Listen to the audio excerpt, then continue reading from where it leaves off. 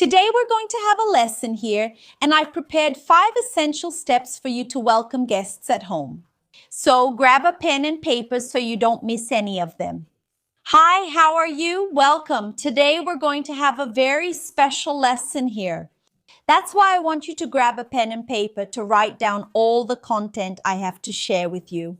One of the things I love doing the most is having people over at my house, welcoming friends, setting the table, and taking care of the people I love, and creating a special moment for my family, for my friends, but also a special moment for myself where I can connect with these people, be by their side, enjoy good times together, and that's very special to me. That's why throughout my whole journey, not just at work, but also after I got married, after I had my own home, it was marked by good moments at home with friends around a table, welcoming the people I care about. And over this time, I realized there are 5 essential steps that make a difference for you to be a better host. In fact, those of you who follow me and know my work probably already know that I've been teaching courses on hosting at home for over 10 years. And over time, I also started to notice what really made a difference in my students' lives. What could really transform a gathering and make it a memorable one? And I selected 5 points that I think will make a difference. And I want you, the next time you host at home, to notice if you're following these steps. If you follow these 5 points that I'm going to talk about here, I know that some people end up limiting themselves. Sometimes they don't want to host at home.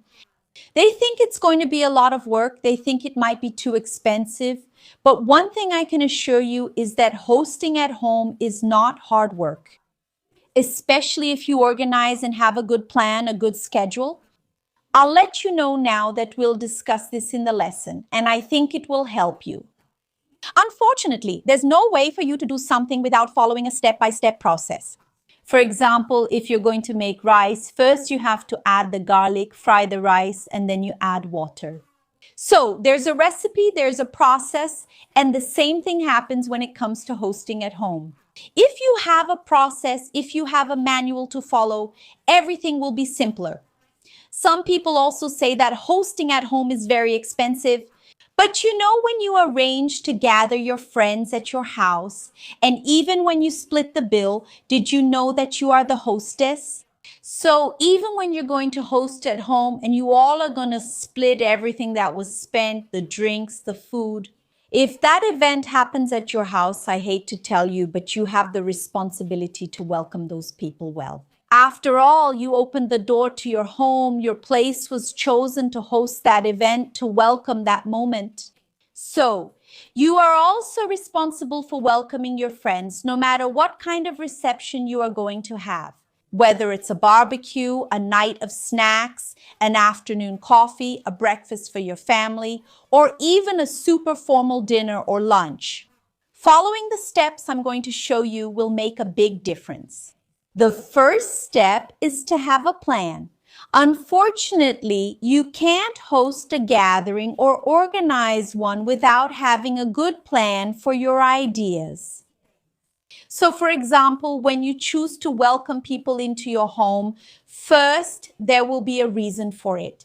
So, many times you want to have friends over. Why? Do we want to get the group together, have a barbecue? It's Mother's Day. I want to do something for my family. It's my son's birthday. So I want to have my family over for a snack. What motivated you? What was your motivation for having that event? What was the main reason behind that situation? That's the first step for you to establish good planning. After that, we need to look at other aspects, like, for example, what the style of that reception will be. So you've already figured out the reason, what the style of the reception will be. Is it going to be a night of appetizers? Are we meeting up with friends and I want to have a barbecue? Oh, it's Mother's Day, I'm going to make lunch. What is it going to be, right? What will the style be, right? What will be the style of that reception? So it's interesting for you to sketch that out, because then you'll already have a very organized idea to follow this plan. Another important aspect of planning is also the number of people and where that event will take place. In which space of your house? Will it be in your building? Will it be in the leisure area? Will it be inside your house, inside your apartment? So it's important that you, during the planning, put down all your ideas and organize everything. Okay? So executing and making a good plan is essential for us to move on to the next steps. Afterwards, you will think about making an appropriate invitation for your guest. Every time I talk about a good invitation, right? People think it's silly, that it's nonsense, and they don't pay much attention to this point. But I'm sure you've already been invited to an event where you didn't feel invited. At least that's happened to me. Once, a few years ago, I was invited to go to a friend's house and she had someone else invite me. So, for example, Maria went to João and said, "Hey, João, invite Juliana to come over to my house. I'm having a barbecue." Do you think I felt invited at that moment? The answer is of course not. And I'm sure this has happened to you at some point in your life where you received an invitation and felt like you were invited out of obligation or just for the sake of inviting you. And we don't want to make our guests feel that way. We don't want them to feel like that. After all, if we made that guest list and that person made it onto the list, they need to and should feel invited and cherished and that their presence is wanted just like everyone else. So if sometimes you're inviting someone just because you have to, maybe because they're important to your husband, sometimes you have a group of people, but that person is part of the group, even if they're not that close to you. If that person made it onto your list and is going to be invited, it's important that they feel invited just like everyone else. And that there is no difference between those invitation processes. So the invitation becomes not just a formality, but also something essential for building your reception. It's like the kickoff for you to welcome and receive someone. So, in this invitation, you need to include the time, the address, and some important information, like the type of reception, who the invited guests are, and who is invited to that event. Is it an event just for adults? Is it for children? How is that event going to happen? All of this needs to be clear and included in the invitation, even if you chose to send it via WhatsApp or even in a group. For many people, all the protocols of a good invitation should be followed so you can receive and welcome your guests. Right from the start, then, it's essential that you think about all these aspects. I really like to talk about invitations because I know it's something people don't pay much attention to. They end up forgetting about it. But it's an essential protocol. And for those who don't really understand what a protocol is a process. The protocol gives people a sense of security, clear processes, and with that, people feel more comfortable. Every environment where you naturally feel safer, you feel more comfortable, and that's really good for the event. So, for example, if you go to a wedding, the wedding has its protocols. There can be changes or even variations to these protocols, but in general, weddings always follow the same structure. And that's really good because your guest feels secure, they have clarity about what's going to happen, and the same thing happens in your home. If you have an invitation and follow the protocols, that conveys clarity and security for your guests so they can be present. So, understanding how etiquette can help you when welcoming someone into your home is essential. It's essential because etiquette will help you make these processes easier and make everything clearer for your guest.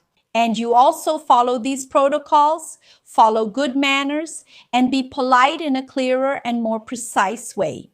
So etiquette helps us a lot with that, where we can, in a more precise way, be clearer to people. So it makes the aspects clear about how it will work for you to actually be polite. And when it comes to hosting at home, yes, there is hostess etiquette, which makes a difference for you to be polite when welcoming people into your home. Another point is also preparing the environment for your guest. So when the guest arrives at your gathering, it's important that they feel comfortable. So you need to evaluate the place where you will host, so where you are going to receive your guest. Will it be in the living room? Will it be with a set table? Will it be in the gourmet area of your building at the barbecue? Or will it be in your backyard? What space will be designated for your guests? It's important for us to note that a very large space with few people gives a feeling of emptiness, of being unexciting, of being sad. It doesn't feel as cozy, you know? On the other hand, the opposite happens when you're in a small space with a lot of people. People get uncomfortable, they get annoyed, they start to feel hot, and then that environment isn't pleasant either. So plan out the place where you'll be hosting. There's no problem at all in making small adjustments when you're receiving guests. So, for example, when I'm going to have a lot of people over at my house, I often don't just set up one table.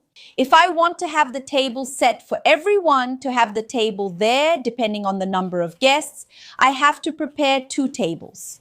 Or, depending on the number of guests, if it's a larger number, I'll have to consider not using a set table. Actually, this is a very common question I get, both from my students and from people who take training courses with me. Juliana, I want to host a larger number of people. I want to have more guests over. But my table is set for 6 and I want to host 10 people. What should I do? In this case, we need to make an adjustment. You can't host 10 people with a table set if your table is only set for 6. Either you'll have to set up another table or even choose a different service style. We have several service styles actually in my course on hosting at home, the hostess etiquette. I explain each one of them. But a Franco-American style service will end up being better, where we have a buffet and each person serves themselves there. An American style will also work very well. So it's important that you understand this, understand your space, and see what is possible to do in it. One thing I like to talk about is table setting. I know that there are a lot of people who follow me who love to set up tables and prepare tables for their guests.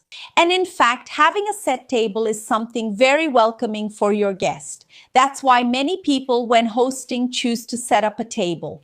As I've already said, this isn't the most important thing when it comes to welcoming and hosting your guests well. But it's nice for you to create a welcoming atmosphere to receive them. And if you choose to set up a table, make sure the table is ready. So unfortunately, it's no use trying to set the placemats and everything else right when your guests arrive. Everything needs to be ready beforehand so you can welcome and show that hospitality as soon as your guest arrives at your home. I'm here now with a table setting that I think illustrates this well, and it also serves as an example of the atmosphere we create. When we choose to set the table, for example, imagine the guest arrives and there's just a placemat like this for them. It's not very interesting. So see how much better it looks when the person arrives and everything is already set up and ready to welcome my guest. Look.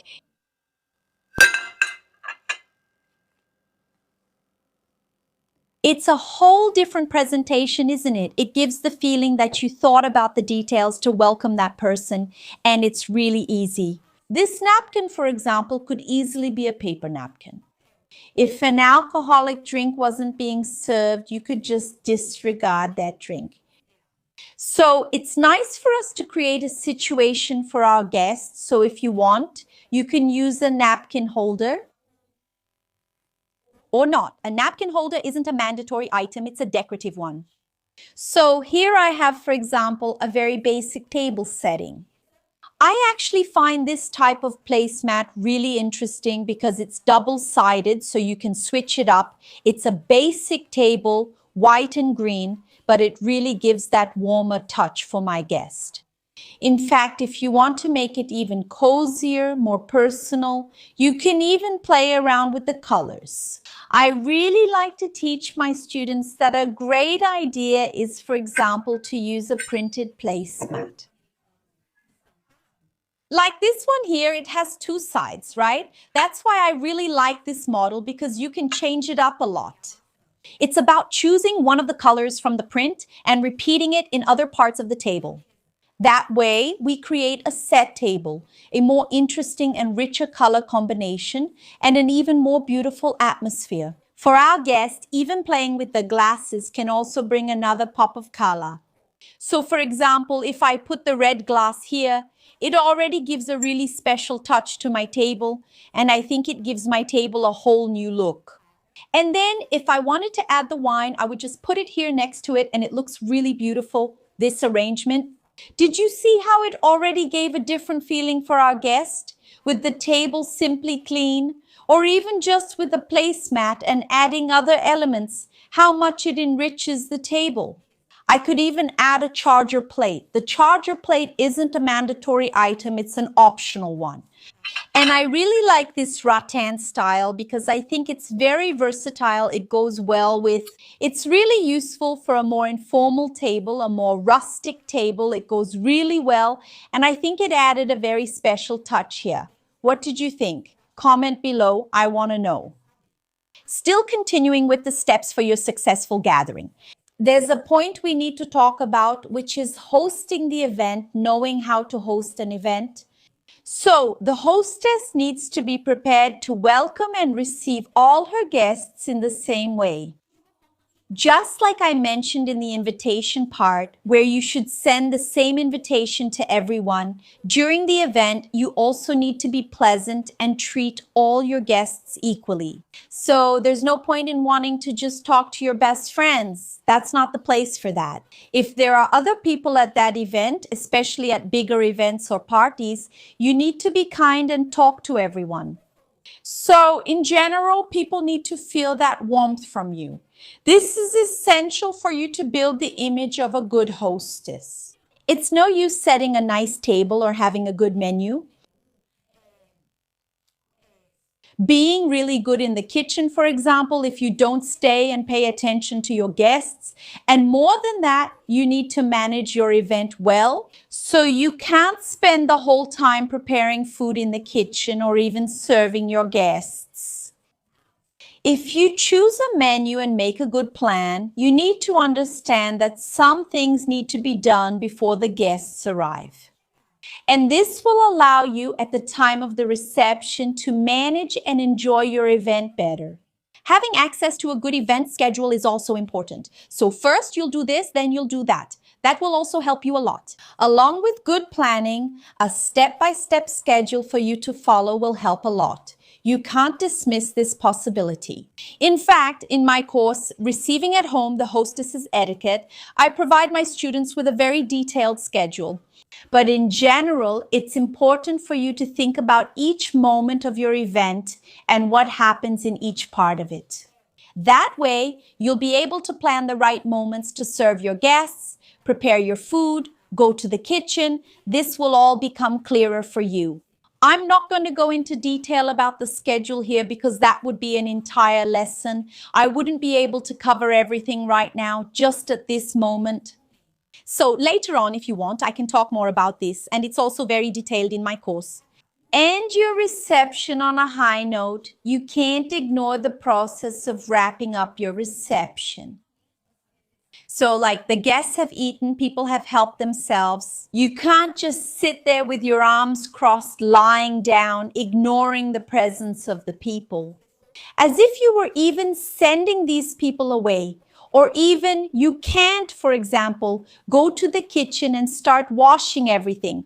Also indirectly telling your guests to leave or even hinting that they should help you clean up the house. So we need to understand that hosting starts when the first guest arrives and it ends when the last person leaves. So you need to experience that moment and enjoy it with your guests. And it's interesting to mention that there are indeed proper techniques for you to end your reception or even signal that the event is coming to an end. And I know that a lot of questions come up when you're hosting at home, like what should I serve my guests? How can I avoid spending the whole time in the kitchen working? How can I host in a relaxed, more practical way without spending all my time preparing food for my guests? Or even ending up with a lot of work afterwards to clean up the mess? How can I do this in a light, practical way without wasting too much time? And I answered all these questions in my training about hosting at home, the hostess etiquette. This training has been around for over 10 years, and it has already been validated by thousands of students who have taken this course. Right here, I'm going to leave a QR code with a special discount for you to join this training. And I'm sure if you want to know more about welcoming well and what I talked about in this class makes sense to you, you learned a lot. I'm sure the real gold is in the course and you're going to learn so much more. So, point your phone at this QR code or click the link in the description to check out the information. And take advantage of this super special discount and exclusive bonuses that I'm going to offer you through this link right here. Take this opportunity to receive your guests in a practical and easy way and become a hostess admired by everyone. And I'm sure you'll handle everything in the best way possible and achieve amazing results. Take advantage of this amazing offer. Don't miss out. I'll wrap up this lesson here, but make sure to watch the other content we have available. A big hug and see you next time.